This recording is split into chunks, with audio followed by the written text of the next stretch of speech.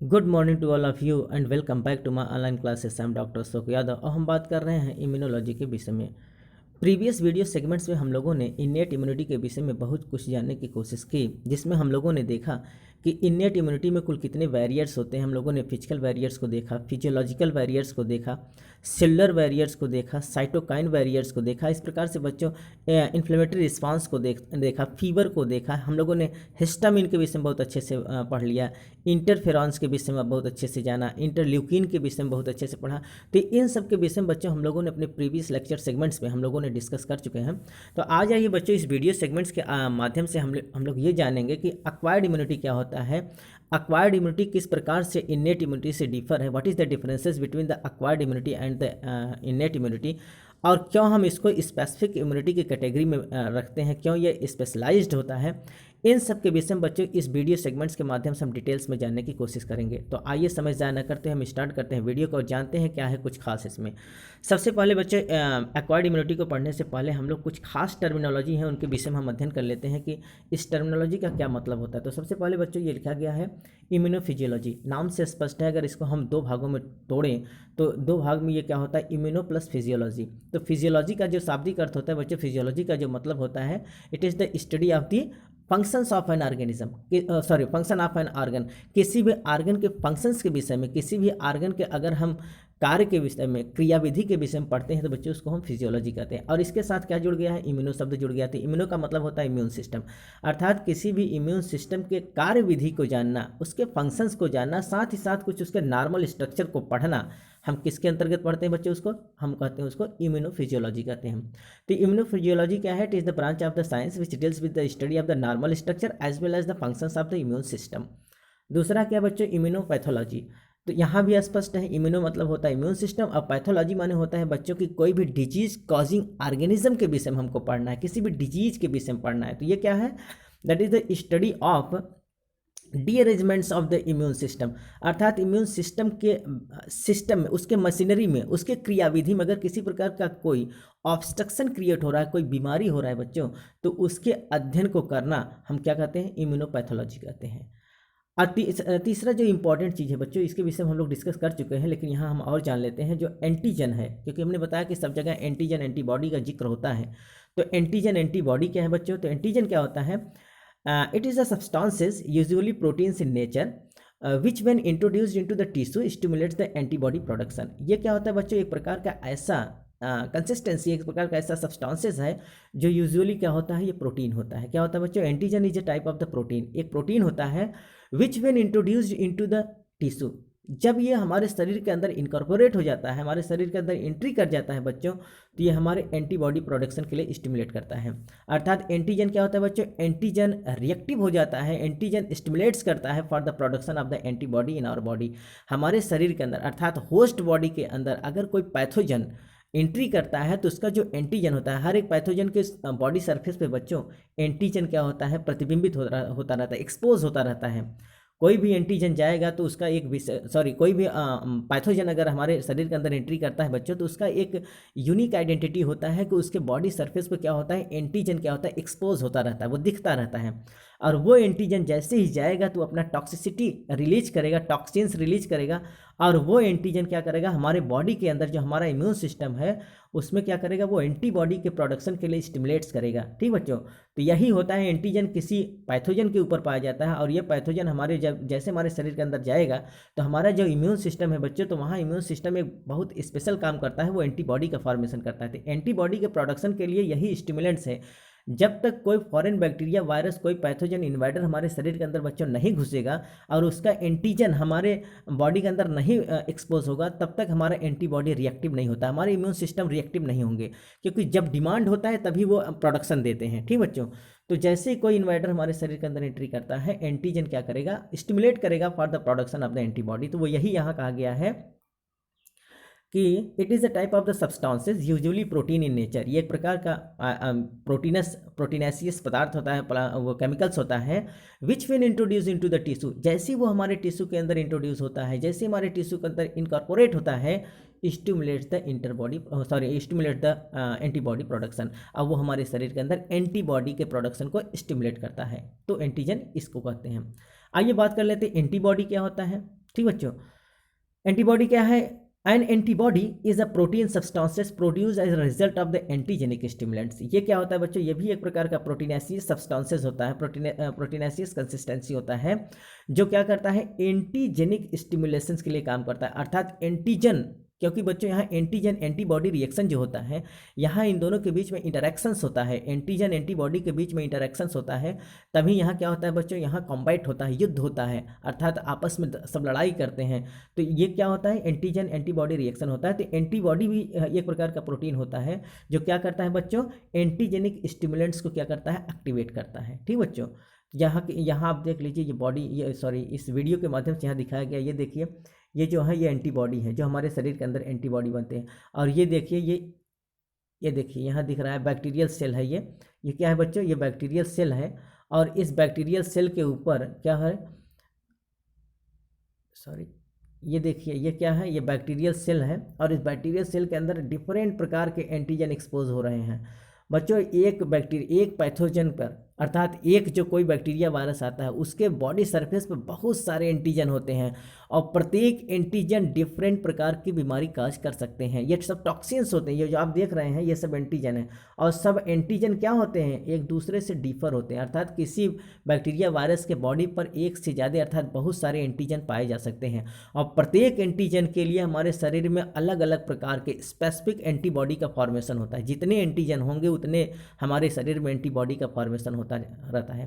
कहा जाता है बच्चों, प्रत्येक सेकंड लगभग 20,000 एंटीबॉडी का फॉर्मेशन हमारा इम्यून सिस्टम करता है। कितना बच्चों? प्रत्येक सेकंड 20,000 एंटीबॉडी का प्रोडक्शन करता रहता है। तो ये बच्चों एक स्पेसिफिक एंटीबॉडीज़ होते हैं फॉर द स्पेसिफिक एंटीजन के लिए, और इस प्रकार के रिएक्शन को हम एंटीजन एंटीबॉडी रिएक्शन कहते हैं। ठीक बच्चों, जब तक कोई इन्वाइटर हमारे शरीर के अंदर एंट्री नहीं करेगा, तब तक हमारे शरीर में एंटीबॉडी का फॉर्मेशन नहीं होता। और जैसे ही एंटीजन एक्सपोज होता है किसी बैक्टीरिया वायरस का, वैसे हमारे इम्यून सिस्टम बहुत सारे एंटीबॉडी स्पेसिफिक, अर्थात प्रत्येक एंटीजन के लिए प्रत्येक एंटीबॉडी का फॉर्मेशन होता है। It is so much important. आइए बच्चों, अब हम बात कर लेते हैं, अब डिस्कस करते हैं, चलते हैं अपने टॉपिक पर और जानते हैं what is the acquired immunity. Acquired immunity है क्या? Only in vertebrates. जो एक्वायर्ड इम्यूनिटी हम देखते हैं बच्चों, किस में देखते हैं? ओनली एंड ओनली वर्टिब्रेट्स में देखते हैं। जो कशेरुक होते हैं बच्चों, जो कशेरुकी होते हैं, जो वर्टिब्रेट्स एनिमल्स होते हैं, उनके अंदर हमको देखने को मिलता है। तो आइए जानते हैं क्या होता है acquired immunity. Not present since birth but is generated in response to an expose to the pathogen. ये बच्चों हमको जो होता है बर्थ के समय, एट बर्थ नहीं मिलता, at the time of the birth हमको नहीं मिलता, ये हमको बाद में आफ्टर बर्थ हम लोग क्या करते हैं बच्चों? इसको अडॉप्ट करते हैं। कब अडॉप्ट करते हैं? On exposure to the pathogen. जब कोई पैथोजन हमारे शरीर के अंदर क्या करता है बच्चों? इनकॉर्पोरेट करता है, जब हमारे शरीर के अंदर जाता है और वो एंटीजन एक्सपोज करता है बच्चों, तब हमारा बॉडी रिस्पॉन्ड करता है और फिर उसके अगेंस्ट क्या करता है बच्चों? एक्वायर्ड इम्यूनिटी, मतलब उसके एंटीबॉडी बनाता है। अर्थात एक्वायर्ड इम्यूनिटी हमारा तब डेवलप होता है, कब डेवलप होगा बच्चों? After birth. जब कोई फॉरेन इन्वाइडर, कोई एंटीजन, सॉरी, कोई पैथोजन या कोई अनवांटेड सब्सटेंसेस हमारे शरीर के अंदर जब एंट्री करता है बच्चों, तब क्या होता है? एक्वायर्ड इम्यूनिटी हमारा जनरेट होता है। अर्थात हमको बर्थ से, हमको जन्म से कोई इम्यूनिटी, एक्वायर्ड इम्यूनिटी नहीं मिला होता, हमको जन्म से केवल और केवल इनेट इम्यूनिटी मिला होता है। एक्वायर्ड इम्यूनिटी हम क्या करते हैं बच्चों? आफ्टर बर्थ हम जनरेट करते हैं। कब? On exposure to the pathogen. जब कोई पैथोजन हमारे शरीर के अंदर एंट्री करता है, हमारे अंदर बीमारी कॉज करना चाहता है, तब हमारा एक्वायर्ड इम्यूनिटी या एडाप्टिव इम्यूनिटी जनरेट होता है। Require several days to get activated. ये बहुत इंपॉर्टेंट चीज़ है बच्चों, आप इसको रिमार्क कर लेंगे। इसको बनने में, इसको जनरेट होने में बहुत सारे अनेक, मतलब कई दिन लग जाते हैं। ठीक बच्चों, अर्थात required several days to get activated. इसको एक्टिवेट होने में बहुत ज़्यादा दिन लग सकते हैं। क्यों? क्योंकि ये क्या करेगा? सबसे पहले प्रोसेसिंग करेगा, अपना तैयारी करेगा, तैयारी करने के बाद तब एक्वायर्ड इम्यूनिटी क्या होता है बच्चों? जनरेट होता है। तो एक्वायर्ड इम्यूनिटी को जनरेट होने में कई दिन लग सकते हैं। जबकि अगर फास्ट क्विक रिस्पॉन्ड करना है बच्चों, तो हमारा इनेट इम्यूनिटी बहुत तेज़ी से काम करता है। क्यों? क्योंकि उसको रिकॉग्नाइज नहीं करना है, वो तुरंत अटैक करता है। तो हमारा इनेट इम्यूनिटी क्या करता है बच्चों? तुरंत काम करता है, बहुत फास्ट काम करने लगता है। और जो हमारा एक्वायर्ड इम्यूनिटी है बच्चों, इसको जनरेट होने में कुछ ज़्यादा समय लग सकता है। आइए बच्चों, अगर हम बात करें क्या यूनिक फीचर होता है हमारे एक्वायर्ड इम्यूनिटी का, ये बहुत इंपॉर्टेंट चीज़, आप इसको रिमार्क कर लेंगे कि what is the unique feature of the acquired immunity. हमारे एडेप्टिव इम्यूनिटी के क्या यूनिक फीचर्स होते हैं, क्या ये विशेष हैं। जैसा कि मैंने बताया कि इन्नेट इम्यूनिटी से इनकी जो स्पेसिफिसिटी हमको देखना है, ये क्या स्पेशल है, ये इन्नेट इम्यूनिटी से क्यों इनको डिफर किया जाता है, क्यों इनको स्पेसिफिक इम्यूनिटी की कैटेगरी में हम रखते हैं। आइए उसी के विषय में हम बात करने चल रहे हैं। तो सबसे पहले इनमें क्या होता है बच्चों, स्पेसिफिसिटी होता है। क्या होता है, स्पेसिफिसिटी होता है। तो क्या होता है specificity, very specific to antigen और पैथोजेंस, अर्थात ये एंटीजन या पैथोजेंस के लिए बहुत स्पेसिफिक होते हैं। अर्थात ये रिकॉग्नाइज करके प्रत्येक एंटीजन को पहले वो रिकॉग्नाइज करेंगे, फिर उसके प्रति वो स्पेसिफिक एंटीबॉडी का फॉर्मेशन करते हैं।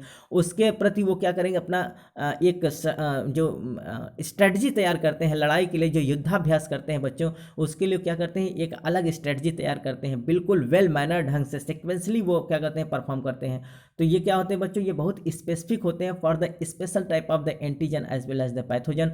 कोई भी एंटीजन या पैथोजन अगर हमारे शरीर के अंदर इनकॉर्पोरेट करता है, ठीक बच्चों, अर्थात कोई भी इन्वाइटर हमारे शरीर के अंदर इन्वाइट करता है, तो उसके लिए स्पेसिफिसिटी क्या करते हैं, ये कायम करते हैं। अगला है बच्चों, for every antigen a specific antibodies form. जैसा कि अभी हम बात कर रहे थे कि प्रत्येक स्पेसिफिक एंटीजन के लिए एंटीबॉडी का फॉर्मेशन हमारे शरीर से होता है, ठीक बच्चों। तो मैंने बताया कि किसी भी पैथोजन के शरीर के सरफेस अर्थात उसके बॉडी सरफेस पर बहुत सारे एंटीजन देखने को मिलते हैं, और प्रत्येक एंटीजन के लिए हमारा इम्यून सिस्टम बच्चों डिफरेंट प्रकार के एंटीबॉडी का फॉर्मेशन करता है। तो ये तो रहा स्पेसिफिसिटी। दूसरा क्या होता है बच्चों, डाइवर्सिटी, अर्थात क्या डाइवर्सिटी, इसमें recognise vast variety of antigen. अर्थात बच्चों ये क्या होता है, हमारे शरीर के अंदर जो एक्वायर्ड इम्यूनिटी होता है, अडैप्टिव इम्यूनिटी होता है बच्चों, और हमारी अडैप्टिव इम्यूनिटी में इतना ज़्यादा टेंडेंसी पाया जाता है किस चीज़ के लिए, वास्ट वेराइटी ऑफ एंटीजन को रिकॉग्नाइज करने के लिए। बहुत ह्यूज अमाउंट में अगर कोई एंटीजन हमारे बॉडी के अंदर आ जाता है, तो प्रत्येक एंटीजन को रिकॉग्नाइज करने के लिए हमारे पास बहुत सारे एंटीबॉडी, हमारे इम्यून सिस्टम काम करते हैं। तो हमारे जो इम्यून सिस्टम होते हैं बच्चों, इम्यून सिस्टम में हमारे इम्यून सिस्टम में इतना ज़्यादा डाइवर्सिटी पाई जाता है कि चाहे जितने भी प्रकार के एंटीजन हमारे शरीर के अंदर इनकॉर्पोरेट करेंगे, सब के लिए वो रिकॉग्नाइज कर लेते हैं। अर्थात सभी को रिकॉग्नाइज करने की टेंडेंसी में पाई जाती है, किसको, huge variety of antigen, vast variety of antigen. अगर बहुत अधिक एंटीजन हमारे शरीर के अंदर एंट्री कर जाए, तो सबको पहचानने की टेंडेंसी हमारे इम्यून सिस्टम में देखने को मिलता है। अगला इंपॉर्टेंट चीज़ क्या है बच्चों, discrimination between the self antigen and foreign non self antigen. हमारे जितने भी इम्यून सिस्टम होते हैं, हमारे जितने भी एडाप्टिव इम्यूनिटी है, एक्वायर्ड इम्यूनिटी है बच्चों, वो अपने क्या करते हैं, सेल्फ एंटीजन और फॉरेन एंटीजन को पहचानते हैं। अर्थात बच्चों हमारे सेल में, हमारी बॉडी के अंदर भी जो सेल पाई जाती हैं, उनमें भी एंटीजन पाया जाता है, और जो बाहर का कोई पैथोजन आएगा उसके बॉडी सरफेस पर भी एंटीजन देखने को मिलता है। तो किस प्रकार से हमारे इम्यून सिस्टम, जो हमारे एक्वायर्ड इम्यूनिटी है, किस प्रकार से उसको रिकॉग्नाइज करेंगे, अपने एंटीजन को और बाहर के एंटीजन को कैसे रिकॉग्नाइज करते हैं, उनमें ये टेंडेंसी पाया जाता है, हमारे इम्यून सिस्टम में ये टेंडेंसी देखने को मिलता है। तो यहाँ कहा गया है डिस्क्रिमिनेशन, जैसा कि आप यहाँ देख रहे हैं, यह अपना सेल्फ एंटीजन है और ये फॉरेन एंटीजन है। जैसा कि आप देख रहे हैं फिगर के माध्यम से, देखिए ये जो है अपना सेल्फ एंटीजन देखने को मिल रहा है जो राउंड शेप्ड में, और ये फॉरेन एंटीजन है। अब इसको ये कैसे रिकॉग्नाइज करते हैं, तो हमारे इम्यून सेल के पास ये रिकॉग्नाइज करने की टेंडेंसी देखने को मिलती है। तो आइए बात करते हैं, body has some natural self antigen like RH antigen, blood group antigen and HLA, that is the human leukocytes antigen, जिसको हम क्या कहते हैं बच्चों, मेजर हिस्टोकम्पेटिबिलिटी कॉम्प्लेक्स। क्या कहते हैं बच्चों, इसी का नाम जो HLA है, इसी का नाम होता है ह्यूमन ल्यूकोसाइट्स एंटीजन, या तो इसी को हम कहते हैं मेजर हिस्टोकम्पेटिबिलिटी कॉम्प्लेक्स, ठीक। तो हमारे जितने भी, हमारे बॉडी के अंदर जितने भी सेल होते हैं बच्चों, उनके बॉडी सरफेस पर भी एंटीजन देखने को मिलता है। जैसे हम बात करें RH एंटीजन, क्या होता है बच्चों, RH एंटीजन जो नेचुरल सेल, अर्थात ये नेचर के द्वारा दिया गया नेचुरल सेल्फ एंटीजन हमारे बॉडी के अंदर पाए जाते हैं। जैसे हमारे RH फैक्टर्स जो होते हैं बच्चों, तो RH के ऊपर, RH जो ये है उसके ऊपर भी एंटीजन पाए जाते हैं। साथ ही साथ बच्चों हमारा जो ब्लड ग्रुप होता है, ब्लड ग्रुप पर भी एंटीजन पाया जाता है। जैसा कि हमने बताया कि अगर ट्रांसफ्यूजन, और हर एक ह्यूमन का क्या होता है बच्चों, ये स्पेसिफिसिटी होता है, स्पेसिफिसाइड होता है, अर्थात ये एक प्रकार का स्पेशल एंटीजन देखने को, कहने का मतलब मेरा ये है कि एक आदमी का ब्लड दूसरे आदमी के ब्लड से बिना एंटीजन को मैच कराए हम नहीं डोनेट कर सकते हैं, ठीक बच्चों। अर्थात हम चाहें कि किसी ह्यूमन का ब्लड बिना एंटीजन को मैच कराए किसी दूसरे ह्यूमन को दे दें, तो वो नहीं हो सकता। क्यों? क्योंकि ब्लड क्लॉट कर जाएगा और ह्यूमन का डेथ हो जाएगा। क्यों? आर्टरी जाम हो जाएगा, फंस जाएगा, क्योंकि कोगुलेशन हो जाता है। तो बच्चों इस प्रकार का जो क्लम्पिंग होने लगता है ब्लड में, क्यों होता है? क्योंकि एंटीजन मैच नहीं करता है। तो हमारे बॉडी में क्या होता है बच्चों, प्रत्येक ह्यूमन बींग्स के लिए ब्लड के ऊपर एंटीजन जो होता है वो डिफरेंट डिफरेंट प्रकार का होता है। जब तक हम एंटीजन को मैच नहीं करा लेंगे तब तक हम ब्लड का ट्रांसफ्यूजन नहीं कर सकते हैं। तो हमारे बॉडी के अंदर भी एंटीजन पाए जाते हैं और इस एंटीजन को हमारे इम्यून सेल्स क्या होते हैं, पहचानते हैं, रिकग्नाइज करते हैं। ठीक बच्चों, तो कहाँ कहाँ नेचुरल एंटीजन हमारे बॉडी के अंदर कहाँ कहाँ पाए जाते हैं? RH एंटीजन के रूप में पाया जाता है, ब्लड ग्रुप एंटीजन के रूप में पाया जाता है। और साथ ही साथ बच्चों हमारे शरीर में जितनी भी कोशिकाएं हैं एक दूसरे को किस रूप से पहचानते हैं? क्यों हमारी कोशिकाएं अपने कोशिकाओं को क्यों नहीं खा लेती हैं? इसलिए नहीं खा लेती कि हमारे प्रत्येक कोशिकाओं के ऊपर एक झंडा, एक फ्लैगिंग हुआ रहता है और उस फ्लैगिंग का नाम होता है HLA अर्थात ह्यूमन ल्यूकोसाइट्स एंटीजन, या तो उसी का नाम होता है मेजर हिस्टोकम्पैटिबिलिटी कॉम्प्लेक्स। क्या नाम होता है बच्चों? मेजर हिस्टोकम्पैटिबिलिटी कॉम्प्लेक्स MHC होता है। ठीक बच्चों, ये हमारे प्रत्येक कोशिका के ऊपर पाया जाता है। अर्थात जो हमारे नॉन स्पेसिफिक इम्यूनिटी होते हैं बच्चों, हमारे प्रत्येक कोशिकाओं के ऊपर MHC फर्स्ट पाया जाता है। क्या पाया जाता है बच्चों? मेजर हिस्टोकम्पैटिबिलिटी कॉम्प्लेक्स हमारे प्रत्येक कोशिकाओं के ऊपर पाया जाता है। लेकिन जो हमारा एंटीजन प्रेजेंटिंग सेल होते हैं उनके ऊपर क्या पाया जाता है? उनके ऊपर जो कौन बच्चों, आप याद कर लेंगे बहुत अच्छे से, आप इसको इंश्योर करिए कि जो हमारे एंटीजन प्रेजेंटिंग सेल होते हैं जिसको हम APC कहते हैं, APC के ऊपर क्या पाया जाता है? मेजर हिस्टोकम्पैटिबिलिटी सेकंड पाया जाता है। क्या पाया जाता है बच्चों? मेजर हिस्टोकम्पैटिबिलिटी सेकंड एंटीजन पाया जाता है। जबकि और जितने भी कोशिकाएं हमारे शरीर के अंदर हैं सब के ऊपर क्या पाया जाता है? मेजर हिस्टोकम्पैटिबिलिटी फर्स्ट पाया जाता है। ठीक बच्चों, और साथ ही साथ ब्लड के ऊपर नेचुरल एंटीजन देखने को मिलता है, अर्थात जो हमारे ब्लड होते हैं सब ब्लड के एंटीजन होते हैं। साथ ही साथ जो हमारा RH फैक्टर्स होता है बच्चों उसके ऊपर भी एंटीजन देखने को मिलते हैं। तो हमारे अंदर की जो कोशिका, जो हमारे इम्यून सेल्स हैं वो अपने एंटीजन को पहचानते हैं। किसके? With respect to the foreign antigen. अगर कोई फॉरेन एंटीजन आता है तो उनको वो पहचान जाते हैं, रिकग्नाइज करते हैं और उनके प्रति अपना क्या करते हैं, अपना अपना टेंडेंसी, अपना स्ट्रैटेजी तैयार करते हैं मारने के लिए और उसको अल्टीमेटली वो मार डालते हैं। लेकिन अपने कोशिकाओं के एंटीजन को वो क्षतिग्रस्त नहीं करेंगे क्योंकि वो रिकग्नाइज कर जाते हैं। अगला क्या है बच्चों? Normal no antibody are for against self antigen. तो क्या होता है, नॉर्मली हमारे जो खुद के एंटीजन है उनके लिए कोई एंटीबॉडी बनाया नहीं जाता। अर्थात हमारा इम्यून सेल्स, मैंने बताया कि कोई भी पैथोजन अगर बाहर से आता है तो उसके लिए वो स्पेशल एंटीबॉडी का फॉर्मेशन करते हैं। लेकिन जो अपने एंटीजन होते हैं उनके लिए वो कोई स्पेशल एंटीबॉडी का फॉर्मेशन नहीं करते हैं। लेकिन यहाँ कुछ और प्रॉब्लम है। अर्थात मैंने बताया बच्चों साइंस जो होता है वो क्या होता है? अपवादों का विज्ञान होता है। तो science is the it is the study of the exception. तो अपवादों के विज्ञान को ही हम साइंस कहते हैं। तो आइए बात करते हैं जो अपवाद क्या है। अपवाद ये है ऑटो इम्यून डिजीज़। हमारे शरीर के अंदर एक ऐसी बीमारी होती है बच्चों जिसमें हमारी कोशिकाएं अर्थात हमारा इम्यून सेल्स अपने ही एंटीजन को नहीं पहचान पाता है और हमारी कोशिकाओं को ही भक्षण करने लगता है। तो इस प्रकार की बीमारी को हम ऑटो इम्यून डिजीज़ कहते हैं। जैसे आप आगे पढ़ेंगे रिमेटॉइड आर्थराइटिस वगैरह जो होता है बच्चों, तो रिमेटॉइड आर्थराइटिस में क्या होता है? ऑटो इम्यून डिजीज देखने को मिलता है। अर्थात हमारी कोशिकाएं अपनी ही कोशिकाओं का भक्षण करना शुरू कर देती है। यहाँ लिखा गया है when body forms antibody against self antigen. जब हमारा बॉडी अपने ही एंटीजन के लिए एंटीबॉडी का फॉर्मेशन करने लगता है तो उस बीमारी को हम कहते हैं बच्चों ऑटो इम्यून डिजीज। ठीक बच्चों, तो बहुत सारे ऑटो इम्यून डिजीज हैं जिनके विषय में हम लास्ट वीडियो सेगमेंट्स में हम डिस्कस करेंगे। ठीक बच्चों, तो आप इतना जान लीजिए कि हमारे शरीर के अंदर बहुत सारे कभी कभी क्या होता है, मिसअंडरस्टैंडिंग हो जाता है। कभी कभी ये भी होता है बच्चों जो हमारे म्यूटेंट जीन होते हैं, क्योंकि हमारे कुछ जीन ऐसे होते हैं जो खराब हो जाते हैं और म्यूटेंट जीन के कारण हमारे शरीर के अंदर ट्यूमर जनरेट हो जाता है, ट्यूमर बन जाता है। तो उस ट्यूमर सेल को भी हमारे जो फैगोसाइटिक सेल हैं बच्चों वो क्या कर देते हैं, उसको खा डालते हैं। तो जो हमारे शरीर के लिए क्षतिग्रस्त होने वाला होता है, जो हमारे शरीर को क्षति पहुंचाने वाला होता है, उनको ये क्या करते हैं बच्चों, इनगल्फ कर जाते हैं, उसको फैगोसाइट कर लेते हैं। ठीक, तो हमारे ही जीन कभी कभी म्यूटेंट बन जाते हैं और म्यूटेंट होने के बाद वो ट्यूमर सेल जनरेट करते हैं और उस ट्यूमर सेल को भी क्या करते हैं बच्चों, ये खा डालते हैं। ठीक बच्चों, और साथ ही साथ कभी कभी मिसअंडरस्टैंडिंग होने की वजह से, कुछ प्रॉब्लम हो जाने की वजह से अपनी कोशिकाओं को नहीं पहचान पाती और उनके लिए वो एंटीबॉडी का फॉर्मेशन कर देते हैं और वो मारे जाते हैं। ठीक बच्चों, इस प्रकार की बीमारी को हम क्या कहते हैं, ऑटो इम्यून डिजीज कहते हैं। आइए बच्चों, अब अगला जो मेन स्पेसिफिक कैरेक्टर्स है वो क्या है बच्चों, इसका अगला फीचर है वो मेमोरी। अर्थात जो हमारे एक्वायर्ड इम्यूनिटी या एडाप्टिव इम्यूनिटी होते हैं, उनमें मेमोरी पाया जाता है। तो आइए बात करते हैं मेमोरी क्या होता है। Immune system retain the memory for the first encounter with any antigen और पैथोजन।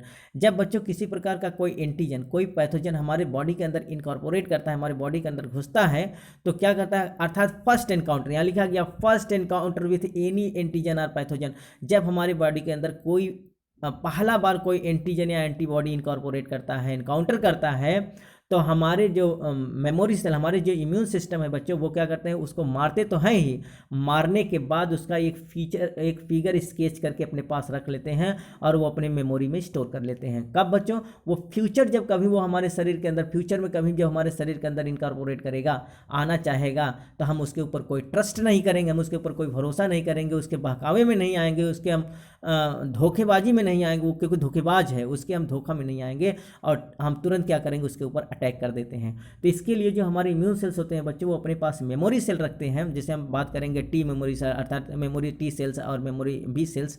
ये सब क्या करते हैं बच्चों, वो रिकॉग्नाइज कर लेते हैं उसको, अर्थात जो फॉरेन इन्वाइडर हमारे शरीर के अंदर घुसा है, उसको मारने के बाद उसका एक कॉपी बना के रख लेते हैं, और वो फर्दर फ्यूचर में कभी अगर आएगा तो इन फ्यूचर उसको मार गिराते हैं, क्योंकि उसको पहले से रिकॉग्नाइज, अर्थात उसको हम सेकेंडरी इम्यून रिस्पांस कहते हैं। और जो पहली बार तैयारी होता है बच्चों, फर्स्ट इनकॉर्पोरेशन, जब हमारे शरीर के अंदर पहली बार इनकॉर्पोरेट हो रहा है, पहली बार इनकाउंटर हो रहा है, तो उस समय जो हम स्ट्रेटजी तैयार करते हैं उसको हम प्राइमरी इम्यून रिस्पांस कहते हैं। तो प्राइमरी इम्यून रिस्पांस में हमको ज़्यादा समय लग सकता है, क्योंकि हम उसको रिकॉग्नाइज करेंगे फिर मारेंगे।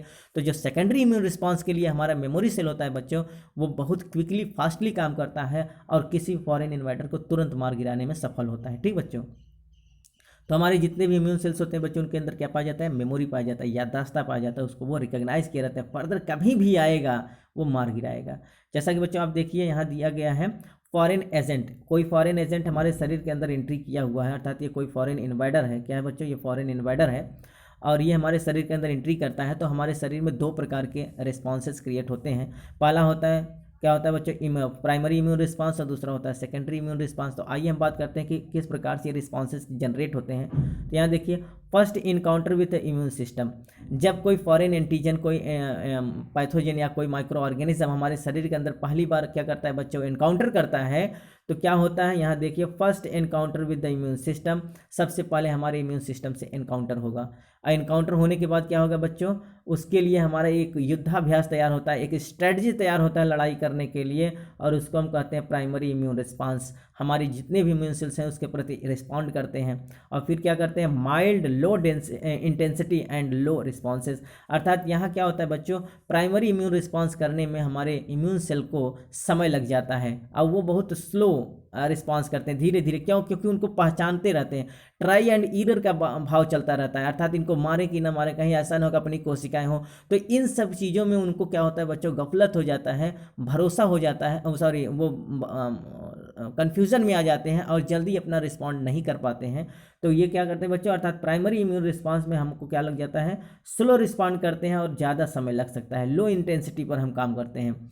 लेकिन यही अगर हम दूसरे की बात करें, तो जब हमारा जो इम्यून सेल्स होते हैं बच्चों, जब वो अपने मेमोरी में सेट कर लेते हैं उसके फिगर को, और फिर फर्दर कभी अपना हुलिया बदल के आना चाहता है, किसी प्रकार से हमको चकमा देना चाहता है, तो हम उसके ऊपर ट्रस्ट नहीं करेंगे। तो क्या करेंगे बच्चों, देखिए, secondary encounter with the immune system, जब दूसरी बार वो इनकाउंटर करता है हमारे इम्यून सिस्टम के साथ, तो सेकेंडरी इम्यून रिस्पांस जनरेट होता है। क्या होता है बच्चों, सेकेंडरी इम्यून रिस्पांस जनरेट होता है। तो इसमें क्या होता है, intensified, that is the heightened and rapid response, बहुत इंटेंसिफाइड के साथ, बहुत हाइटेंड, अर्थात बहुत क्विकली, बहुत फास्टली रिस्पॉन्स हमारा इम्यून सिस्टम करता है और उनको मार गिराता है। मतलब अर्थात हमारे शरीर के अंदर उसका लक्षण भी जनरेट नहीं हो पाएगा, उसका सिम्टम्स भी नहीं दिखाई देगा, इसके पहले उसको मार गिराते हैं। हमको पता ही नहीं चलेगा कि वो बैक्टीरिया वायरस फिर कभी आया था, क्योंकि उसके लिए पहले से स्ट्रेटजी तैयार है, उसके लिए हमारा सेलर मशीनरी एकदम वेल डेवलप्ड है, और आते ही उसको क्या करते हैं, मार गिराते हैं। तो इस प्रकार के रिस्पांस को हम क्या कहते हैं बच्चों, सेकेंडरी इम्यून रिस्पांस कहते हैं। और ये रिस्पांस जो होता है बहुत क्या होता है, इंटेंसिफाइड होता है, बहुत हाइटेंड होता है,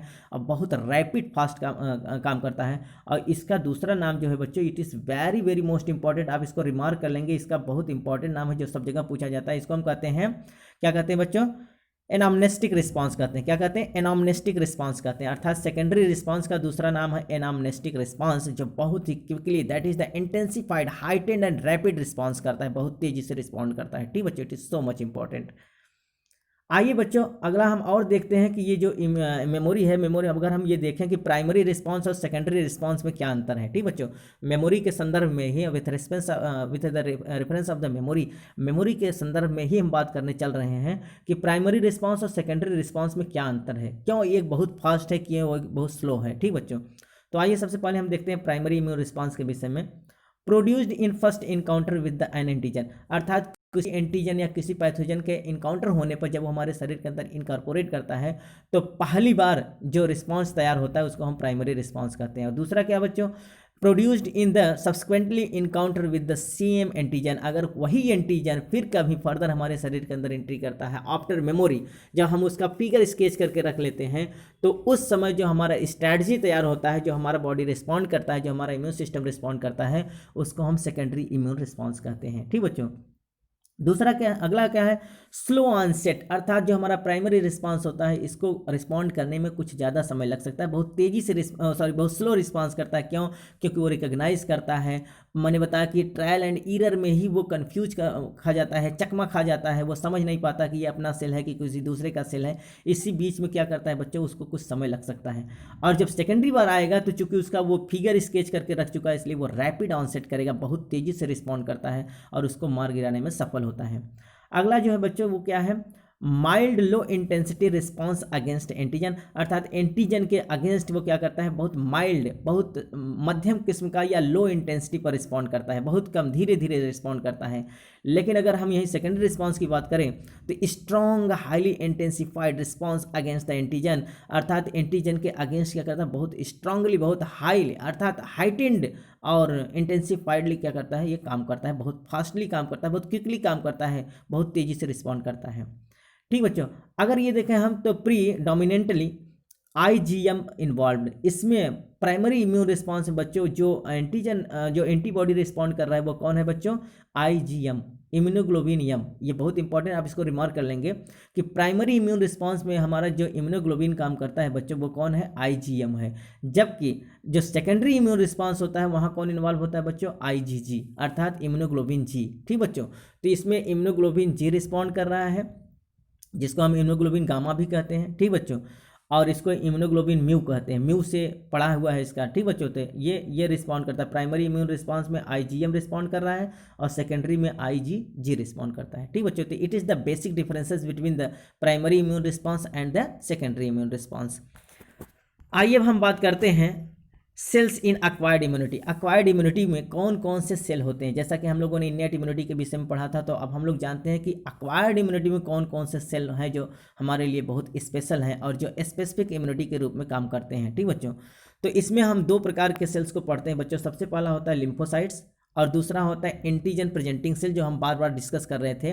ये एंटीजन प्रेजेंटिंग सेल है जो किसी भी फॉरेन एंटीजन को मारने के बाद उसका जो एंटीजन किसी भी पैथोजन को मारने के बाद उसका जो एंटीजन होता है बच्चों, एंटीजन को अपने बॉडी सरफेस पर लगा लेता है मेजर हिस्टोकम्पैटिबिलिटी कॉम्प्लेक्स के साथ, और वो ले जाकर शो करता है, दिखाता है, वो एक्सपोज करता है हमारे स्पेशल टास्क फोर्स के पास, अर्थात जो हमारी स्पेसिफिक इम्यूनिटी है उनके पास तक ले जाने का काम करता है। तो ये सूचना पहुंचाता है, ये खबरी है। ठीक बच्चों, कौन, एंटीजन प्रेजेंटिंग सेल, ये एक प्रकार का खबरी है जो सूचनाओं को, ये इन्फॉर्मेशन को क्या करता है बच्चों, लेकर केवल इन्फॉर्मेशन को ही नहीं ले जाता, पहले वो मारता है, मारने के बाद क्या करता है, उसको प्रोसेसिंग करता है, छोटे छोटे टुकड़ों में तोड़ डालता है और तोड़ने के बाद फिर उसको एक्सपोज करने के लिए अपने स्पेशल टास्क फोर्स के पास ले जाता है। आइए डिस्कस करते हैं इसी वीडियो के माध्यम से। तो ल्यूकोसाइट्स क्या होता है बच्चों, ल्यूकोसाइट्स दो प्रकार के होते हैं, जैसा कि हम लोग पिछले वीडियो में भी डिस्कस कर चुके हैं। एक होता है टी लिम्फोसाइट्स, या हम उसको कहते हैं टी सेल्स, या इसको हम कहते हैं थाइमोसाइट्स। तीनों इसका नाम होता है बच्चों। क्या नाम होता है इसका, चाहे इसको आप टी लिम्फोसाइट्स कहें, चाहे इसको टी सेल्स कहें या थाइमोसाइट्स कहें। क्यों? क्योंकि इसका मैच्योरेशन थाइमस ग्लैंड में होता है। और दूसरा अगर हम बात करें बच्चों, दूसरा सेल जो होता है उसको हम बी लिम्फोसाइट्स कहते हैं या बी सेल्स कहते हैं। तो टी सेल्स जो होता है बच्चों, इसका बहुत स्पेशल काम होता है, इसके बहुत सारे सब यूनिट्स भी होते हैं। तो ये हमारे टोटल लिम्फोसाइट्स का लगभग 75 से 80% भाग होता है। तो जो टी लिम्फोसाइट्स होता है बच्चों, ये हमारे लिम्फोसाइट्स का कितना परसेंट भाग होता है, लगभग 75 से 80% भाग होता है। जबकि जो हमारा बी लिम्फोसाइट्स होता है, ये हमारे ल्यूकोसाइट्स का टोटल ये 10 से 15% भाग होता है। और जो ये लिम्फोसाइट्स है बच्चों, ये किसका भाग होता है, WBC का ही मेंबर होता है। जैसा कि मैंने बताया था, एक प्रकार का ये ए ग्रैनुलोसाइट्स होता है, मोनोसाइट्स और लिम्फोसाइट्स उसी में आते हैं। ए ग्रैनुलोसाइट्स जो मेंबर होते हैं किसके, WBC के, अर्थात ल्यूकोसाइट्स के ही ये क्या होते हैं, पार्ट होते हैं, जिसको हम लिम्फोसाइट्स कह रहे हैं। और ये क्या होता है बच्चों, लिम्फोसाइट दो प्रकार के होते हैं, एक टी लिम्फोसाइट्स और दूसरा होता है बी लिम्फोसाइट। टी लिम्फोसाइट्स हमारे पूरे ल्यूकोसाइट्स का टोटल लिम्फोसाइट्स का लगभग 75 से 80% भाग होता है, जबकि बी लिम्फोसाइट्स 10 से 15% भाग होता है। आइए आगे हम देखते हैं।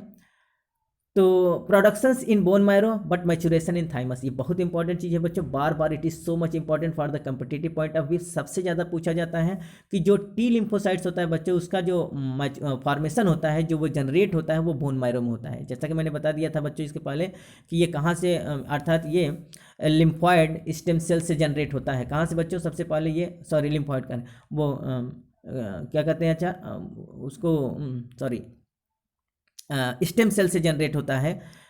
तो स्टेम सेल से क्या होता है बच्चों, ये जनरेट होता है। स्टेम सेल मैंने बताया था कि जब बच्चा माँ के गर्भ में कंसीव होता है तो एक सप्ताह बाद उसमें क्या होता है बच्चों, स्टेम सेल्स के द्वारा ये क्या होता है, ये इसका फॉर्मेशन शुरू हो जाता है। तो सबसे पहले बच्चे का योग सेल इसको फॉर्मेशन करने का काम करता है स्टेम सेल के रूप में। पहले स्टेम सेल कहाँ पर जाता है, तो योग सेक में, योग सेक के बाद वो चला आता है कहाँ, उसके लीवर में, लीवर से कहाँ चला जाता है, स्प्लीन में, स्प्लीन के बाद जब वो बच्चा लगभग माँ के गर्भ से पैदा हो जाता है और लगभग 1.5 साल का हो जाता है, तो जब जैसे जैसे बोन उसका डेवलप होने लगता है तो बोन मैरो में ये सब फॉर्मेशन शुरू होता है। ठीक बच्चों, तो ये हम अपने प्रीवियस लेक्चर्स में डिस्कस कर चुके हैं। अगर नहीं हम किए होंगे तो बच्चों हम आपको बता देंगे, इसका एक अलग वीडियो हम बना देंगे कि किस प्रकार से ये स्टेम सेल का जनरेशन होता है, किस प्रकार से एक्टिवेट होता है, कैसे जनरेट होता है, और बोन मैरो में कैसे फॉर्मेशन होता है, इसका हम एक अलग वीडियो बनाएंगे। तो यहाँ हम देखते हैं बच्चों की क्या होता है कि ये जो टी लिम्फोसाइट्स होता है, इसका जो फॉर्मेशन होता है वो कहाँ होता है, इसका फॉर्मेशन होता है बोन मैरो में, और मैचुरेशन कहाँ होता है बच्चों, थाइमस ग्लैंड में होता है, इसीलिए इसको टी लिम्फोसाइट्स कहा जाता है। आगे बच्चों, responsible for the cell mediating immunity, CMI, जैसा ये किसके लिए रिस्पॉन्सिबल है, ये सेल मेडिएटिंग इम्यूनिटी के रूप में, अर्थात ये सेल मेडिएटेड इम्यूनिटी कहा जाता है। आप इसको भी रिमार्क कर लेंगे, CMI जो है ये सेल मेडिएटेड इम्यूनिटी कहे जाते हैं। क्या कहलाते हैं बच्चों, it is responsible for the cell mediated immunity के रूप में काम करते हैं। ठीक बच्चों, अगर यहीं हम बात करें, अगर यहाँ हम बात करें तो टाइप्स के विषय में अगर हम बात करें बच्चों, तो देखिए कितने प्रकार के होते हैं। ये देखिए टी लिम्फोसाइट्स 4 प्रकार के हैं। एक होता है साइटोटॉक्सिक टी सेल, दूसरा होता है हेल्पर टी सेल, तीसरा होता है सप्रेसर टी सेल, और चौथा होता है मेमोरी टी सेल।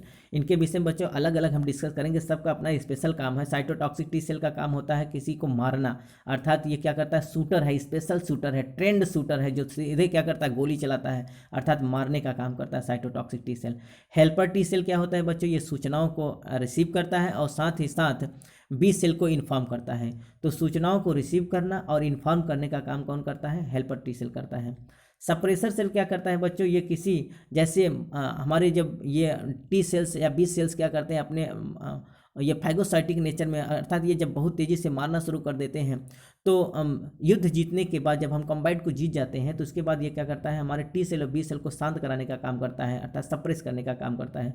और मेमोरी सेल का क्या काम होता है बच्चों, ये क्या करता है, अर्थात उसका एक फिगर, एक स्केच अपने मेमोरी में फिट कर लेता है। जब कभी दूसरी बार इनकाउंटर करता है तो उसके लिए क्या करता है, क्विक डिसीजन लेता है और तुरंत मार गिराता है। तो मेमोरी टी सेल ये काम करता है।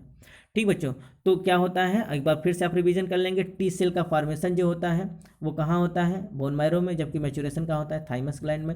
और ये एक प्रकार का ऐसा सेल है जो CMI कहलाता है, अर्थात ये होता है सेल मेडिएटेड इम्यूनिटी होता है। क्या होता है, सेल मेडिएटेड इम्यूनिटी कहलाता है। और इसमें क्या होता है बच्चों, ये स्पेशल प्रकार के इनमें कोशिकाओं का फॉर्मेशन होता है। ये देखिए इसके सब डिवीजन है, cytotoxic T cell, helper T cell, suppressor T cells and memory T cell. ठीक बच्चों, आगे अगर यहीं हम बात करें बी लिम्फोसाइट्स का, तो बी लिम्फोसाइट्स में क्या होता है, यहाँ इसका अर्थात इसका मैचुरेशन एंड फॉर्मेशन दोनों कहाँ होता है बच्चों, बोन मैरो में ही होता है, अर्थात ये बोन मैरो में ही रह जाते हैं बी लिम्फोसाइट्स। यहाँ दिया है both, that is the production as well as the maturation in bone marrow. इनमें बोन मैरो के अंदर ही इनका मैचुरेशन भी होता है और प्रोडक्शन भी होता है। आप इसको रिमार्क कर लेंगे, यही क्वेश्चन बार बार आता है। यहाँ देखिए टी सेल्स का फॉर्मेशन तो बोन मैरो में होता है, लेकिन मैचुरेशन कहाँ होता है बच्चों, थाइमस ग्लैंड में। जबकि बी लिम्फोसाइट्स का जो फॉर्मेशन और मैचुरेशन दोनों है वो बोन मैरो में ही होता है। एक और आप इसको कंपैरिजन करके पढ़िए। यहाँ क्या होता है बच्चों, it is responsible for the cell mediated immunity के लिए CMI कहते हैं, और इसको हम क्या कहते हैं, it is responsible for the antibody mediated immunity, इसको हम AMI कहते हैं, जो एंटीबॉडी का फॉर्मेशन करता है। ये देखिए स्पेशल प्रकार के सेल का फॉर्मेशन कर रहे थे 4 प्रकार के, और ये क्या करेगा, ये एंटीबॉडी का फॉर्मेशन करता है, या इसको हम ह्यूमोरल इम्यूनिटी कहते हैं। क्या कहते हैं बच्चों, ह्यूमोरल इम्यूनिटी। क्यों? क्योंकि ये प्लाज्मा में पाया जाता है, इसलिए इसका नाम ह्यूमोरल इम्यूनिटी होता है। It is responsible for the antibody mediated immunity, इसको हम AMI कहते हैं, जबकि इसको हम CMI कहते हैं। ये सेल मेडिएटेड इम्यूनिटी होता है और ये एंटीबॉडी मेडिएटेड इम्यूनिटी होता है। तो ये क्या करेगा, एंटीबॉडी का फॉर्मेशन करता है। तो हमारे बी सेल्स ये responsible for the formation of the antibody, अर्थात वो क्या करेगा, एक प्लाज्मा सेल का फॉर्मेशन करेगा, प्लाज्मा सेल, जिसको हम प्लाज्मा बी सेल्स कहते हैं।